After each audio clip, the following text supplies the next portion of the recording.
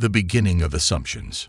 Colonel Alexis Monroe adjusted her duffel bag strap as she stepped into the bustling LAX terminal. The rhythmic hum of conversations, the clatter of luggage wheels on tiled floors, and the distant announcements of boarding calls filled the air. Alexis, wearing a plain black leather jacket over a white t-shirt, paired with dark jeans and simple sneakers, blended seamlessly with the crowd. At least she thought so. But as the daughter of a black educator and the highest-ranking African-American woman in her division of the U.S. Space Command, Alexis was anything but ordinary. Her travel attire belied the weight of the responsibility she carried, the battles she had fought, and the barriers she had shattered. Today, she wasn't on duty. Today, she was simply traveling to Washington, D.C., to attend a high-profile event celebrating diversity in leadership. Alexis had been invited as the keynote speaker, a testament to her trailblazing journey and her unwavering commitment to forging paths where none existed before. As she moved through the terminal, Alexis remained perceptive of her surroundings. Years of rigorous training had sharpened her awareness, enabling her to sense subtle shifts in behavior and energy. She noticed how some passengers glanced her way, their eyes lingering just a moment too long, as if trying to categorize her. Others, particularly those who exuded authority in tailored suits, quickly dismissed her as just another passenger. Standing in the TSA line, Alexis prepared her identification, a government-issued military ID, alongside her boarding pass. The officer at the checkpoint, a middle-aged man with salt and pepper hair, took her documents without much thought at first. Then his eyes flitted to her ID, and he paused. "Colonel Monroe," he said, his tone shifting slightly. There was a flicker of hesitation in his voice, a blend of respect and disbelief. He glanced up at her, scanning her face for confirmation. Alexis nodded calmly, her expression unreadable. "That's correct," she replied with measured politeness. The officer handed her ID back with a faint smile, saying, "Thank you for your service." As she walked away, Alexis felt the familiar gaze of curiosity on her back. It wasn't overt, but it was there, a sensation she had grown accustomed to over the years. Once through security, she made her way to the terminal cafe to grab a coffee. As she waited for her order, she noticed a family seated nearby. The parents were whispering, occasionally glancing her way. She wasn't eavesdropping, but the phrases military and officer floated to her ears. Alexis sighed inwardly, masking her weariness with a neutral expression. She had no issue with public curiosity, but the assumptions, the silent judgments, always came first. After retrieving her coffee, Alexis found a quiet corner to review her speech. The words on her laptop screen were carefully crafted, a reflection of her journey and the lessons she wished to impart. Her speech was titled, "Breaking Invisible Barriers," and it was a narrative of perseverance, unity, and hope. She had poured her soul into it, recounting moments of triumph and the resilience it had taken to overcome systemic barriers in her field. Lost in her thoughts, she barely noticed the man standing in front of her table until he cleared his throat. Startled, she looked up to see a tall, middle-aged man in a tailored suit. He looked hesitant but curious. "Excuse me," he said, his tone unsure. "Are you someone important? You look like, well, someone I've seen before." Alexis smiled faintly. "Not at all, just a traveler like everyone else." The man tilted his head, clearly unconvinced, but he nodded and walked away. As he rejoined his group, they continued to steal glances at her. Alexis didn't take it personally. She understood that her demeanor often left people guessing. When the boarding announcement echoed through the terminal, Alexis packed her laptop and headed for the gate. Her flight was first class, Group 1, and she had made sure to check in early to avoid any complications, or so she thought. The gate agent, a young woman with a bright smile, scanned Alexis's boarding pass. But instead of the usual nod of approval, the agent frowned. The agent murmured, her fingers flying over the keyboard. "Ma'am, can you step aside for a moment? There seems to be an issue." Alexis blinked, caught off guard, but composed. An issue? What kind of issue? I'm not sure, the agent said, her smile faltering. You're not in our system. I'll need to check with my supervisor. The murmurs began immediately. Passengers in line craned their necks to watch the exchange. A man whispered loudly, maybe she's trying to sneak onto the flight. Alexis, her jaw tightening, felt the sting of the assumptions, but she remained calm, her years of military training kicking in. This wasn't the first time she'd been judged prematurely. Here, Alexis said, pulling up her confirmation email. Everything should be in order.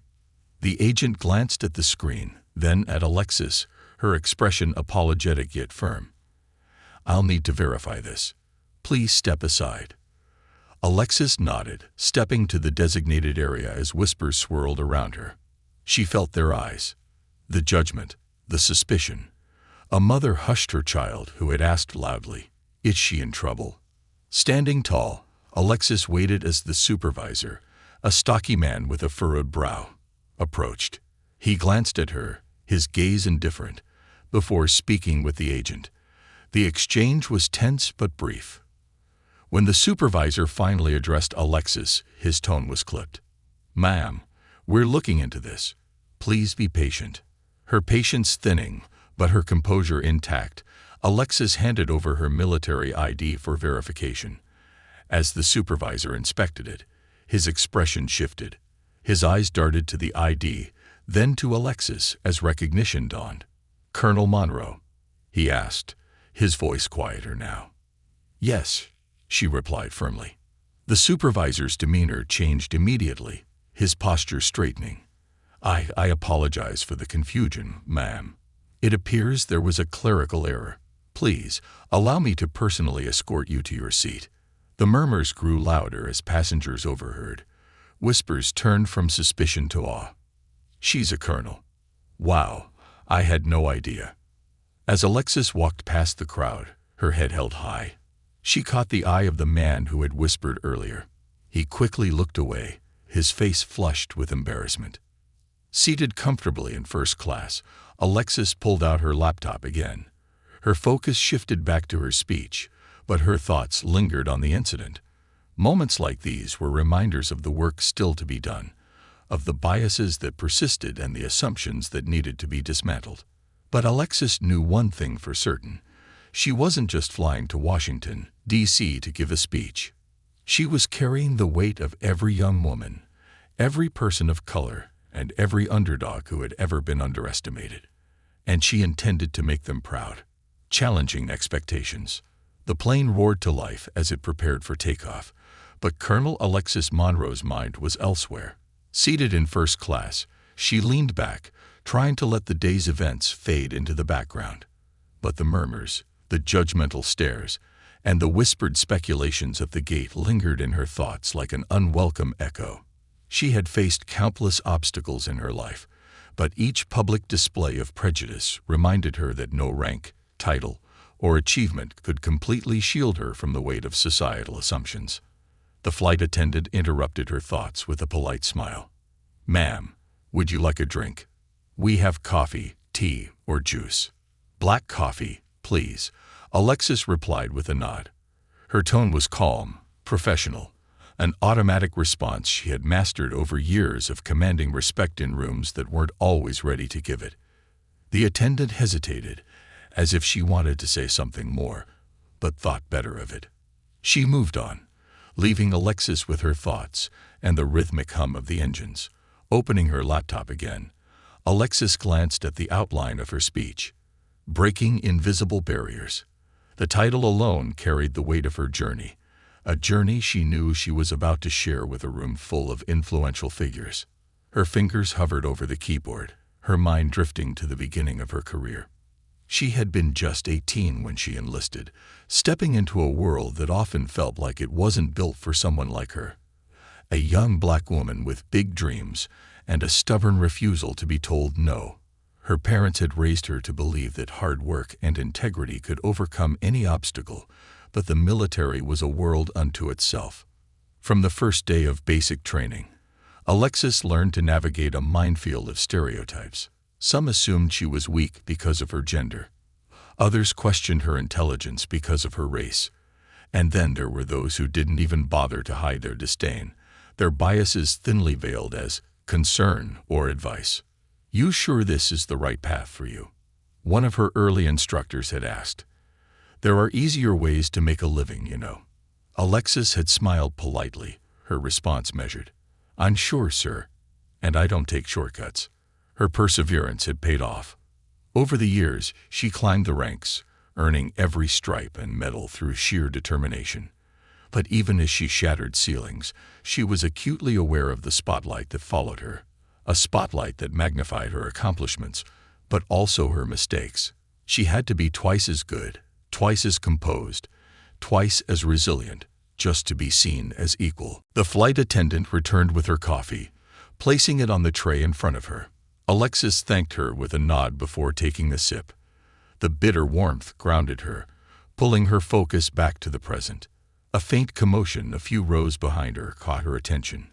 Glancing discreetly over her shoulder, she saw a man in a sharp gray suit arguing with a flight attendant. His voice was low but intense, his gestures sharp and impatient. "I don't understand," the man was saying. "I paid for an upgraded seat. Why am I sitting back there while—" He stopped abruptly, his eyes flicking toward Alexis. Though he didn't finish the sentence, the implication hung heavy in the air. The flight attendant maintained her composure, her voice steady. "Sir, your seat assignment is based on your ticket. If there's been a mistake, I can check with the gate staff once we land." The man grumbled something under his breath, clearly dissatisfied, but he sat back down with a huff. Alexis turned back to her laptop, her expression neutral. She had encountered men like him countless times, men who believed their perceived superiority granted them privileges over others. Her thoughts returned to the speech. She wanted to inspire the audience, but she also wanted to challenge them. Too often, people in positions of power were content with the status quo, unwilling to confront the biases that held others back. Alexis had no intention of tiptoeing around those truths. As the plane leveled off at cruising altitude, Alexis revisited a particularly poignant story she planned to include in her speech. It was a memory from her first command assignment, a moment that had tested not only her leadership but also her humanity. It was a mission in a remote area overseas. Her team had been tasked with delivering critical supplies to a village devastated by a natural disaster. The operation was complex, requiring precise coordination and quick decision-making. But when they arrived at the drop zone, the situation was worse than anticipated. The village was in chaos, with desperate civilians swarming the landing area. Among them was a young girl, no older than 8, clutching a makeshift sign that read, "Help us." Alexis remembered the fear in the girl's eyes, the way she clung to hope despite the devastation around her. Against protocol, Alexis had ordered her team to stay longer than planned, ensuring every family received supplies before they left. It was a risky decision, one that could have ended her career if things had gone wrong. But it had been the right thing to do. That moment had stayed with her, a reminder that leadership wasn't about following orders blindly. It was about empathy, courage, and doing what was right, even when it was difficult. The man in the gray suit disrupted her thoughts again, muttering loudly enough for nearby passengers to hear. "Some people think they're so special," he said, not bothering to hide his disdain.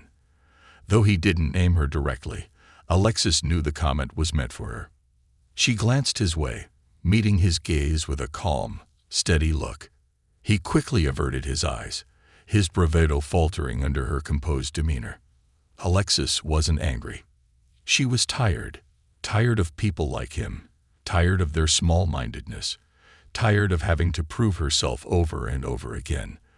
But she also knew that her response, or lack thereof, was a lesson in itself. The plane began its descent into Washington, D.C., and Alexis packed away her laptop, preparing for landing. As the seatbelt sign dinged on, she noticed the man in the gray suit still glancing her way, his expression a mix of irritation and confusion.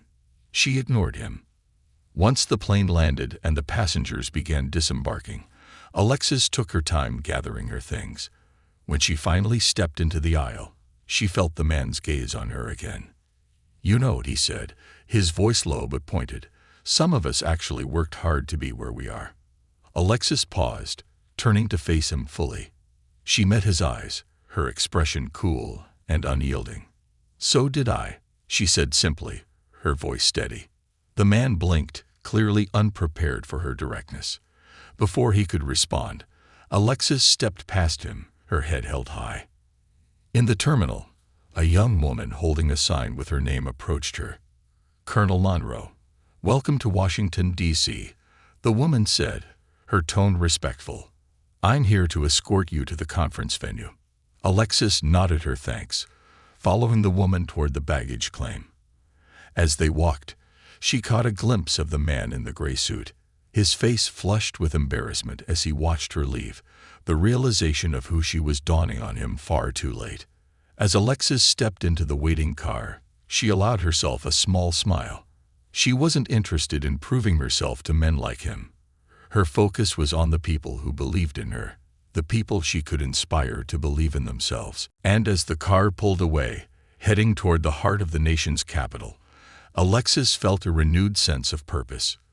The day wasn't over. Her story was just beginning. A city of contrasts. The car glided through the streets of Washington, D.C., the city's iconic landmarks coming into view. The late afternoon sun cast long shadows over the National Mall, and the Washington Monument stood tall against the pale winter sky. Colonel Alexis Monroe gazed out the window, her expression unreadable. This city, steeped in history and power, had always held a special place in her life. It was here, years ago, that her journey as a leader had truly begun. The driver, a middle-aged man with a warm smile, glanced at her through the rearview mirror. "It's an honor to drive you, Colonel," he said, his voice tinged with genuine admiration. "I read about you in an article last year, about the space exploration mission. That was incredible." Alexis smiled faintly, appreciating the recognition. "Thank you," she replied. "It was a team effort. I was just one piece of the puzzle." He chuckled. "Modesty doesn't suit heroes, Mom." Alexis didn't correct him, though she didn't see herself as a hero. To her, every accomplishment was simply a result of doing the job she had committed to, a testament to her belief in perseverance and purpose. Yet she couldn't ignore the impact her story had on others. If it inspired even one person to push past their own barriers, then it was worth telling. As they neared the conference venue, Alexis's phone buzzed. She glanced at the screen. It was a message from General Harris, her longtime mentor and a pivotal figure in her career. Harris: "Heard about the flight incident. Remember, actions speak louder than words. You've got this, Colonel. Proud of you." Alexis exhaled deeply. General Harris had been a lifeline during her early years in the military, a steadfast believer in her potential even when others doubted her. His encouragement reminded her of the bigger picture, the reason she had accepted the invitation to speak at the conference in the first place. The car pulled up to the Grand Regency Hotel, a towering structure of glass and steel.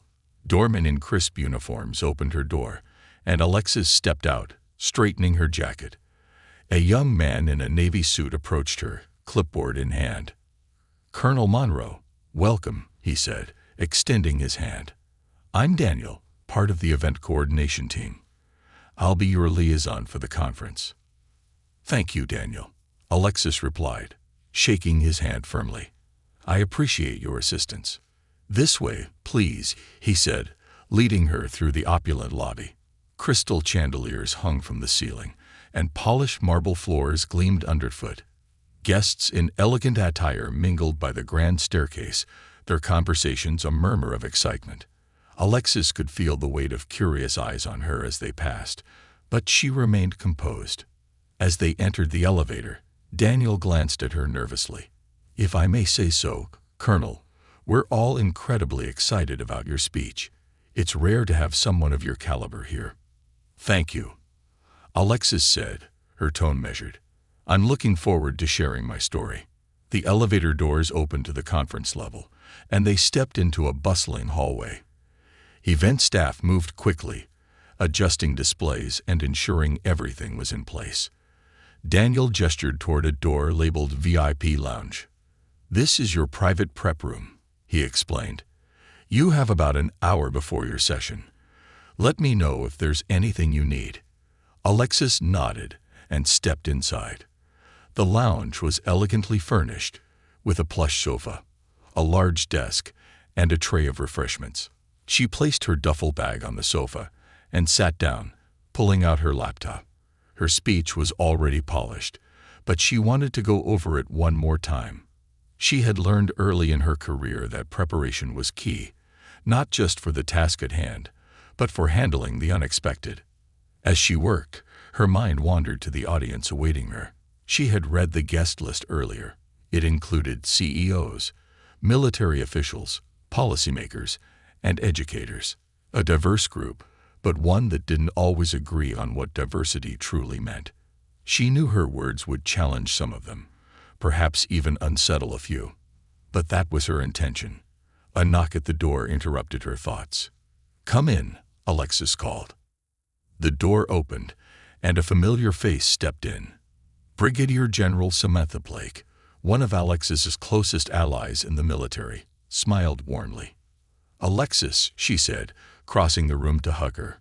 "It's been too long." "Samantha," Alexis replied, her smile genuine. "I didn't know you'd be here." "I wouldn't miss it," Samantha said, sitting across from her. "You're the headline speaker, after all. How are you holding up?" Alexis hesitated for a moment, then said, "It's been a day." Samantha raised an eyebrow. "What happened?" Alexis recounted the incident at the airport and on the plane, her tone calm but edged with frustration. Samantha listened intently, her expression shifting from concern to indignation. "It never ends, does it?" Samantha said, shaking her head. "No matter how high you climb, some people will always see the surface before the substance." Alexis nodded. "That's why I'm here, to remind them that the surface doesn't tell the whole story." Samantha leaned forward, her voice soft but firm. "And you will. You've always had a way of cutting through the noise, Alexis. That's why you're where you are." Their conversation was interrupted by another knock. Daniel peeked in, looking slightly anxious. "Colonel, we're ready for you." Alexis stood, smoothing her jacket. "Let's do this." As she walked toward the conference hall, Samantha placed a hand on her shoulder. "Remember, Alexis, your story is your power. Own it." The hall was packed. Rows of seats stretched to the back, filled with eager faces. The stage was illuminated by soft spotlights, and a large screen behind the podium displayed her name and title. Colonel Alexis Monroe, Breaking Invisible Barriers. As she stepped onto the stage, the audience rose to their feet, applauding loudly. Alexis took a moment to absorb the energy, her gaze scanning the crowd. She spotted a few familiar faces, mentors, colleagues, and even a couple of skeptics she knew from past encounters. Gripping the edges of the podium, she began. "Good evening, everyone. It's an honor to stand before you today. But before I share my story, I want to start with a question. What do you see when you look at me?" The room fell silent, her words hanging in the air. Alexis let the pause linger, watching as curiosity flickered in their eyes. "Some of you see a leader. Some see a woman. Others see a black woman. And maybe, just maybe, some of you see someone who doesn't belong here." A ripple of murmurs swept through the audience, but Alexis remained steady. "I've spent my entire career challenging the assumptions people make about me. And tonight, I'm here to challenge yours." The room was hers, and she was just getting started. The weight of the moment. The murmurs died down as Colonel Alexis Monroe stood at the podium, her presence commanding attention. The crowd, initially restless with the energy of networking and introductions, now sat in rapt silence. The opening lines of her speech had not only captured their curiosity, but pierced the veil of their assumptions. Alexis could feel the weight of their expectations pressing down on her. It was a feeling she knew well, one she had carried for much of her life. She took a deep breath, and allowed a small smile to play at the corners of her lips. Assumptions, she continued, her voice steady and calm, are like shadows. They stretch across our paths, sometimes looming larger than life, obscuring what lies beyond. But shadows, as intimidating as they may seem, can't stop the sun from rising. The metaphor hung in the air for a moment, its simplicity resonating with the audience. Alexis paused, letting the message sink in before transitioning into her story. "I wasn't supposed to be here," she said, her tone deliberate. "At least, that's what society wanted me to believe." She began with her childhood, painting a picture of her upbringing in a small southern town. Her father, a school teacher, and her mother, a factory worker, had instilled in her a relentless work ethic and a belief in her own potential. They had taught her to rise above the limitations others tried to place on her, whether it was the scarcity of opportunities or the whispers of doubt that followed her everywhere.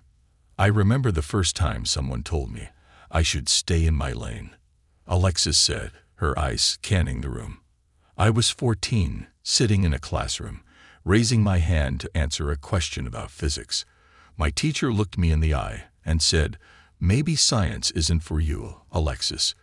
Why don't you focus on something more practical?'"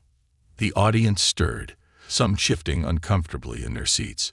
Alexis saw the reactions, some empathetic, others visibly uneasy. "That moment could have defined me," she said, her voice firm. "It could have been the point where I began to doubt myself, where I let someone else's narrow vision dictate my future. But instead, it became the fuel that drove me to prove them wrong. I went home that day and asked my parents for every science book they could find. By the time I graduated high school, I had aced every advanced physics and engineering course offered." The room erupted in applause, and Alexis allowed herself a brief smile before continuing. She moved on to her decision to join the military, a choice that had raised eyebrows in her community. As a black woman, stepping into a predominantly male, predominantly white institution was seen as both ambitious and audacious. Yet Alexis had been undeterred. Her first days in basic training, she explained, were a crash course in resilience. She recounted the challenges she faced, not just the grueling physical demands, but the psychological barriers imposed by those around her. "There were whispers," she said, leaning forward slightly. "She's just a diversity hire. She won't last a week. What's she trying to prove?" And yet, with every step I took, every drill I completed, I silenced those whispers, not with words, but with action. Alexis shared the story of her first major breakthrough, leading her squad in a high-stakes training exercise that most recruits struggle to complete. Despite initial skepticism from her peers and superiors, her strategic thinking and decisive leadership had earned her not only the respect of her team, but also her first commendation. "Moments like that," she said, her voice tinged with emotion, "aren't just about proving others wrong. They're about proving yourself right, about affirming that you belong, no matter what anyone else thinks." The room was silent again, the audience hanging on her every word. Alexis could see the impact she was having. The nods of agreement, the furrowed brows of those deep in thought, the glistening eyes of those who saw their own struggles reflected in hers. But she wasn't finished.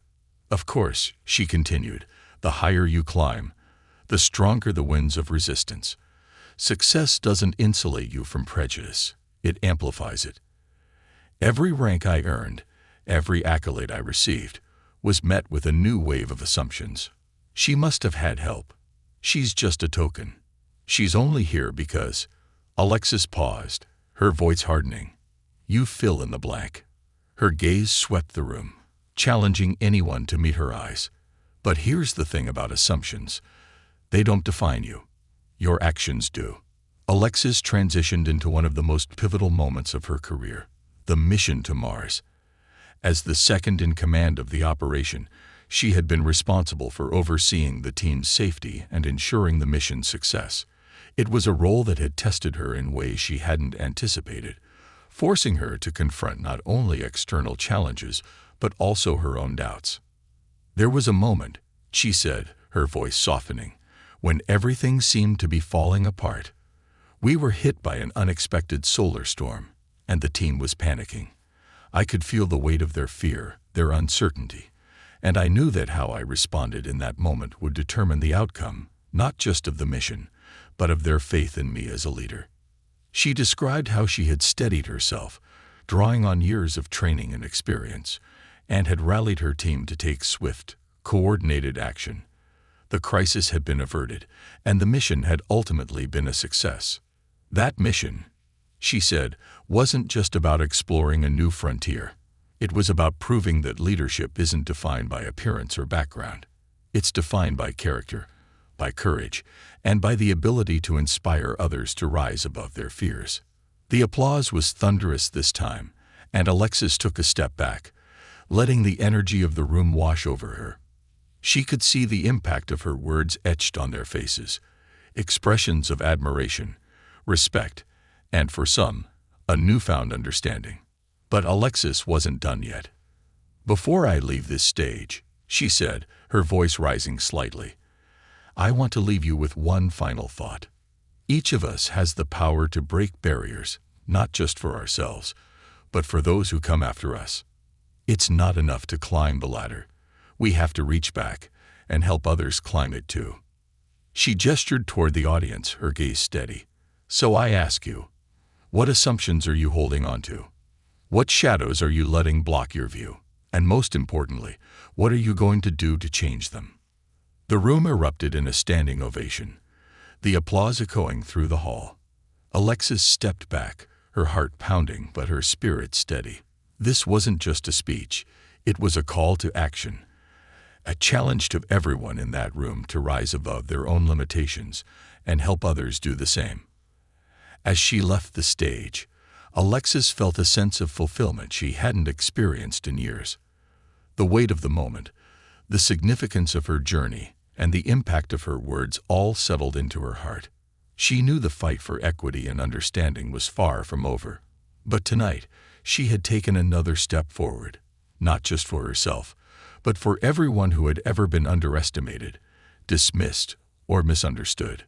And she wasn't stopping there. Conversations that matter.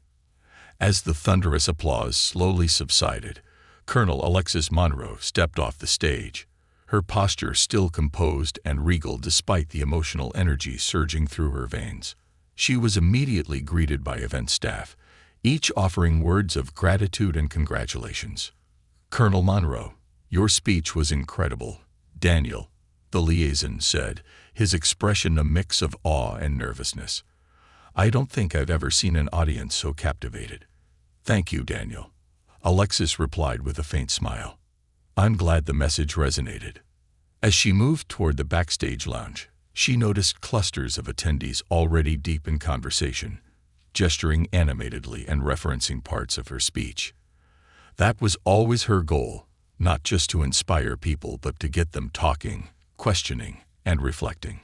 The lounge was a brief sanctuary, quiet and calm compared to the bustling conference hall. Alexis poured herself a glass of water and allowed herself a moment to breathe. The adrenaline from the speech was starting to fade, leaving behind a sense of fulfillment, but also a twinge of fatigue. Delivering such deeply personal stories always came with an emotional cost. Before she could dwell too long, the door opened and Brigadier General Samantha Blake walked in, her expression one of pride and admiration. "Alexis," Samantha said, crossing the room to embrace her, "you nailed it.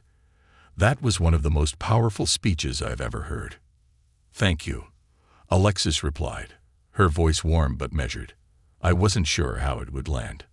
"Oh, it landed," Samantha said with a chuckle. "I've already overheard people quoting you. Assumptions are like shadows. You've given them something to think about." "That was the goal," Alexis said, setting her glass down. "Now let's see if they act on it." Before Samantha could respond, there was another knock at the door. Daniel poked his head in, looking slightly hesitant.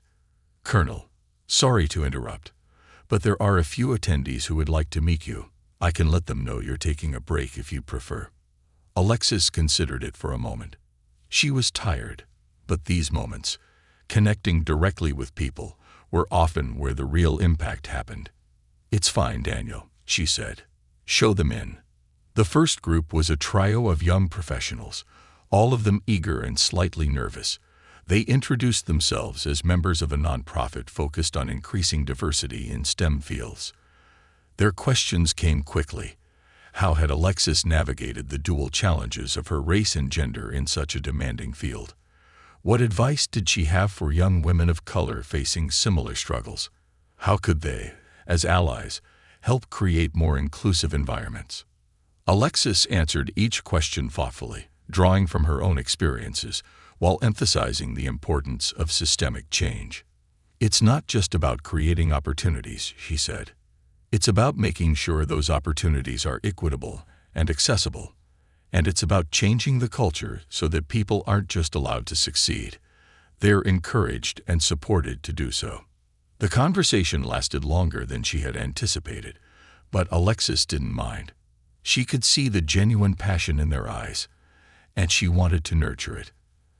As they left, one of them turned back and said, "Thank you, Colonel. You've inspired us more than you know."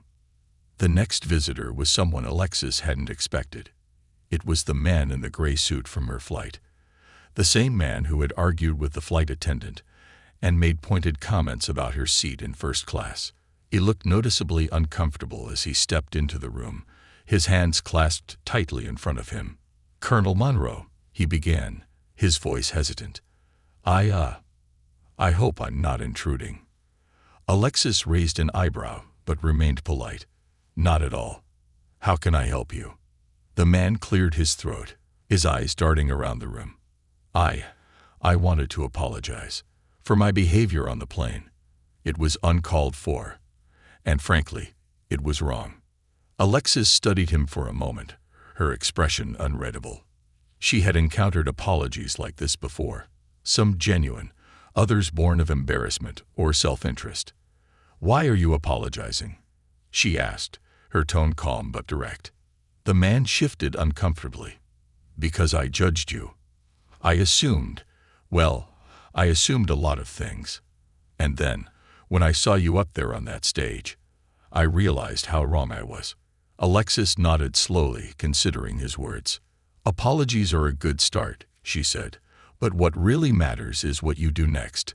Judgments like the ones you made about me don't just affect individuals. They reinforce the biases and barriers that hold entire groups of people back." He nodded, his face flushed. "You're absolutely right. I have some reflecting to do, and some work to do. Thank you for your patience, Colonel, and for your speech. It was eye-opening." After he left, Alexis leaned back in her chair, her mind swirling with thoughts. Moments like these were bittersweet. She appreciated the man's acknowledgement, but it was a stark reminder of how pervasive and insidious biases could be. The final visitor of the evening was a young woman who introduced herself as Lieutenant Kara Patel, a junior officer in the Air Force. She looked up to Alexis with wide eyes and a nervous smile, clutching a notebook to her chest. "Colonel Monroe," she said, her voice trembling slightly, "I just wanted to say thank you. Hearing your story tonight, it was like seeing a path I didn't know existed. I've been struggling with feeling like I don't belong, like I'm not good enough. But listening to you, it gave me hope." Alexis felt a lump rise in her throat. She saw herself in this young woman. The uncertainty, the doubt, the desire to succeed despite the odds. "Lieutenant Patel," she said, her voice steady, "belonging isn't something you wait for. It's something you claim.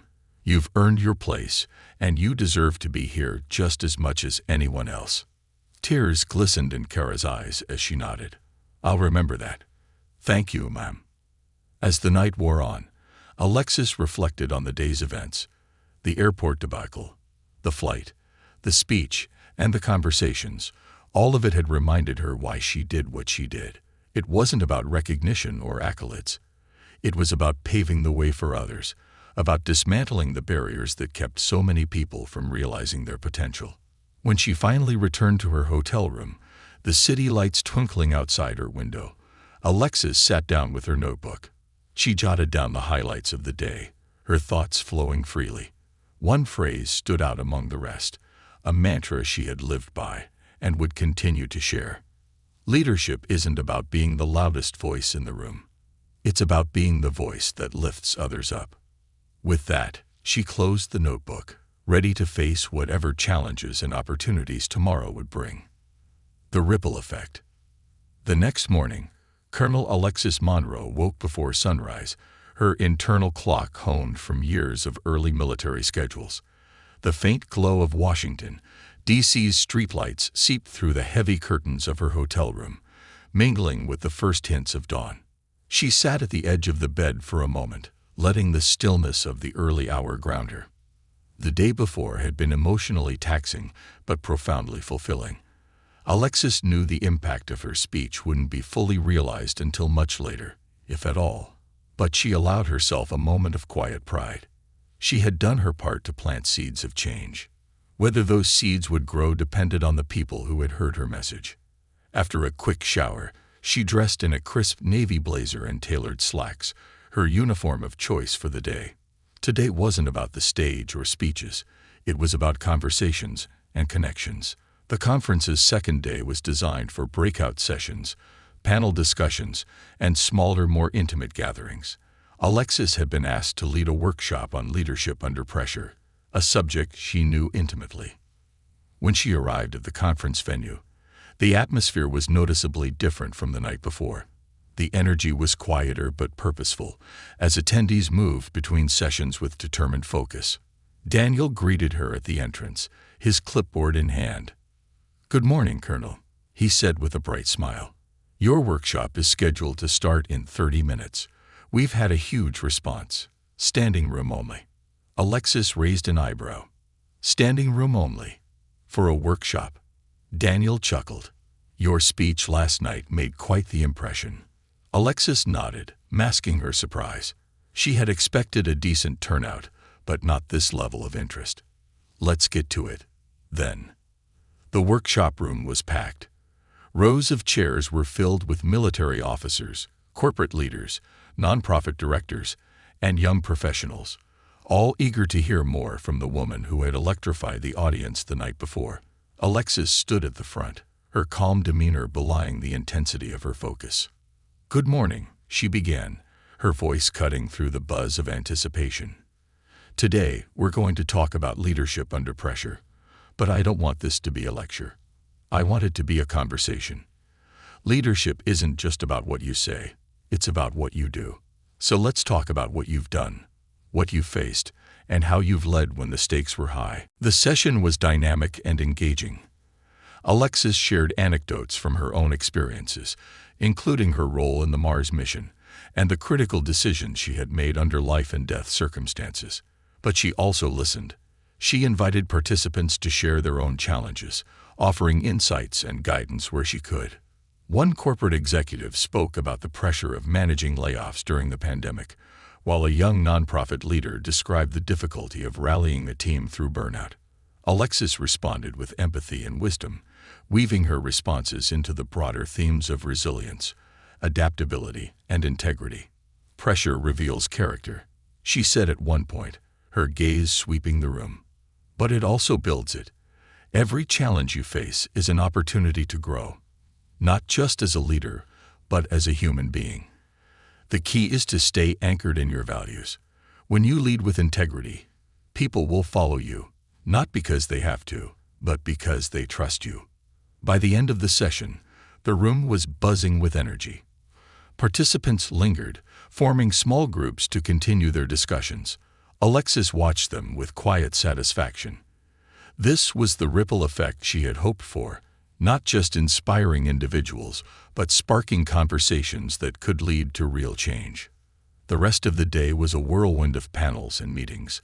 Alexis joined a discussion on diversity in leadership, where she challenged the notion of tokenism and emphasized the importance of creating genuine opportunities for underrepresented groups. She also attended a panel on STEM education, where she shared her thoughts on how to inspire the next generation of innovators. But the most meaningful moment of the day came during an informal lunch. Alexis was seated at a round table with a mix of attendees, including Lieutenant Kara Patel, the young officer who had approached her the night before. Kara had been quiet during the meal, listening intently as others shared their thoughts, but Alexis could see she was working up the courage to speak. Finally, Kara turned to her. "Colonel Monroe," she began, her voice tentative. "Can I ask you something?" "Of course," Alexis replied, her tone encouraging. "How do you deal with the fear of failing?" Kara's cheeks flushed slightly, but she pressed on. "Sometimes I feel like I have to be perfect, like any mistake I make will just prove that I don't belong." Alexis set down her fork and looked at Kara with a mix of empathy and resolve. "Kara, let me tell you something," she said. "Failure isn't the opposite of success. It's part of it. Every leader you admire, every one of them, has failed at some point. What matters isn't that you fail. What matters is what you do afterward. Do you learn from it? Do you grow? Do you get back up? That's what defines you." Kara nodded, her expression thoughtful. "But what about the people who are watching, who are waiting for me to fail?" Alexis's gaze softened. "You can't control what other people think. You can only control what you do. Lead with authenticity and purpose, and let your actions speak for themselves. Over time, those actions will drown out the noise." Kara smiled, her confidence visibly bolstered. "Thank you, ma'am. I needed to hear that." As the day drew to a close, Alexis found herself standing on the terrace of the conference venue, overlooking the city. The sun was setting, casting the sky in shades of orange and pink. She took a deep breath, savoring the cool evening air. Samantha joined her, holding 2 glasses of sparkling water. She handed one to Alexis and leaned against the railing. "You've had quite the impact, you know." "I hope so," Alexis said, her tone contemplative. "But it's not just about what happens here. It's about what happens when these people go back to their lives, their jobs, their teams. That's when the real work begins." Samantha nodded. "True, but don't underestimate the power of what you've done here. You've planted seeds, Alexis, and seeds have a way of growing." They stood in silence for a moment, watching as the city lights began to twinkle. Alexis thought about the young professionals she had met, the leaders who had shared their struggles, and the conversation she had sparked. She thought about Kara, about the man from the plane, about all the people who had crossed her path in the last 48 hours. Leadership, she realized, wasn't just about being at the top. It was about creating space for others to rise. It was about challenging assumptions, breaking barriers, and lifting others up. And as Alexis looked out at the city, she felt a quiet certainty. She wasn't just a leader. She was a catalyst, and her work was far from over. Seeds of change. As the night deepened, the final gala event of the conference began to take shape in the Grand Regency Ballroom. The room sparkled with elegance. Chandeliers cast warm light over the polished floors, and soft music filled the air as attendees in formal attire mingled and reflected on the day's events. Colonel Alexis Monroe entered the ballroom with quiet grace, her navy dress uniform a stark contrast to the sequins and tuxedos surrounding her. She commanded attention not through ostentation, but through presence. A senior organizer approached her, clipboard in hand, and a look of mild anxiety. "Colonel Monroe, thank you for joining us. We weren't sure if you'd make it after such a packed day." "I wouldn't miss it," Alexis replied with a reassuring smile. The organizer gestured toward a group of distinguished guests. "There are a few people who've been asking to speak with you. Would you mind if I introduced you?" Alexis followed her, weaving through the crowd, as handshakes and polite exchanges commenced. CEOs of Fortune 500 companies, policymakers, and military officials each offered their thanks and admiration, echoing sentiments she had heard throughout the day. Yet she could tell that some conversations were surface level, more about proximity to influence than genuine engagement. It wasn't until she reached a table near the back of the room that Alexis found herself in a conversation that resonated. A man in his 60s with a weathered face and a quiet demeanor introduced himself as Marcus Reed, the founder of a community mentorship program for underprivileged youth. "Colonel Monroe," Marcus began, his voice soft but steady. "I don't have a fancy title or a big company behind me, but I wanted to thank you. Your speech last night, it reminded me why I started doing what I do." Alexis's curiosity piqued. "Tell me more, Mr. Reed." Marcus leaned forward slightly, his hands resting on the table. "I grew up in a neighborhood where people didn't believe in kids like me. The only thing that got me through was one teacher who refused to give up on me. He saw something in me that I didn't see in myself. Years later, I started this program to be that person for someone else. But lately, I've been wondering if it's enough, if I'm really making a difference." Alexis met his gaze, her voice steady and warm. "The fact that you're asking that question tells me you are. Impact isn't always immediate or obvious. Sometimes it's a ripple you can't see, but it's there. You may never know how many lives you've changed, but I promise you, someone out there is better because of you." Marcus smiled faintly, his eyes glistening. "Thank you, Colonel. That means more than you know." As the evening wore on, Alexis found herself in another meaningful conversation, this time with a group of young attendees. They were graduate students pursuing careers in public service, their faces alight with ambition and idealism. "Colonel Monroe," one of them began, "how do you stay motivated when the change you're fighting for feels so slow?" Alexis paused, considering her response. "Change is always slower than we want it to be," she said. "But progress isn't a sprint, it's a relay. Each of us carries the baton for a time, and our job is to move it forward. You may not see the finish line, but that doesn't mean your efforts don't matter. They do." The group nodded, their determination evident. Alexis could see that her words had struck a chord. They asked her more questions about leadership, resilience, and finding their voice in spaces that weren't always welcoming.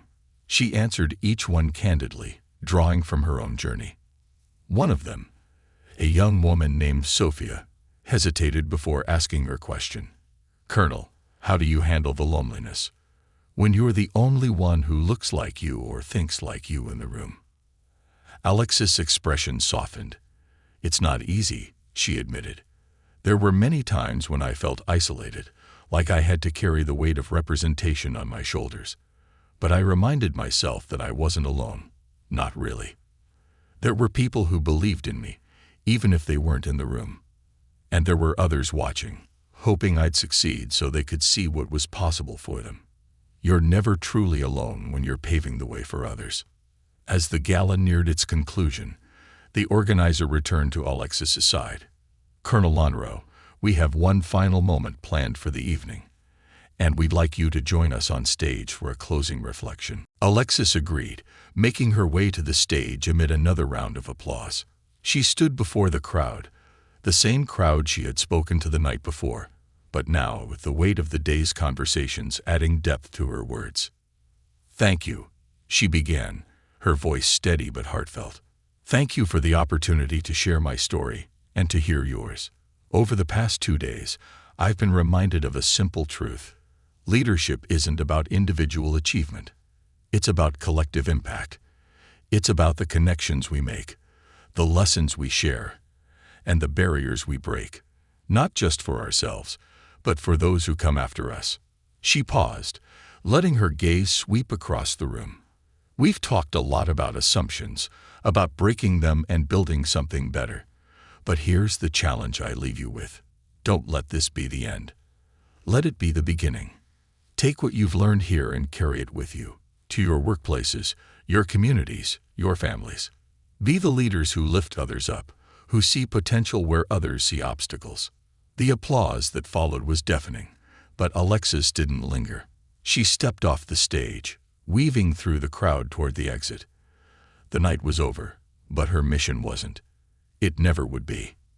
As she walked out into the crisp night air, the city alive with lights and possibilities, Alexis allowed herself a moment to reflect. The conversation she had sparked, the people she had met, the seeds she had planted, all of it mattered. And while the work of change was never easy, it was always worth it. Looking up at the stars, Alexis thought of the countless leaders before her who had carried the baton, paving the way for her to stand where she was. She thought of the young lieutenant, the students, Marcus Reed, and all the others who would carry it forward. The ripple effect had begun, and Alexis Monroe knew it would reach farther than she could ever see, and that was enough.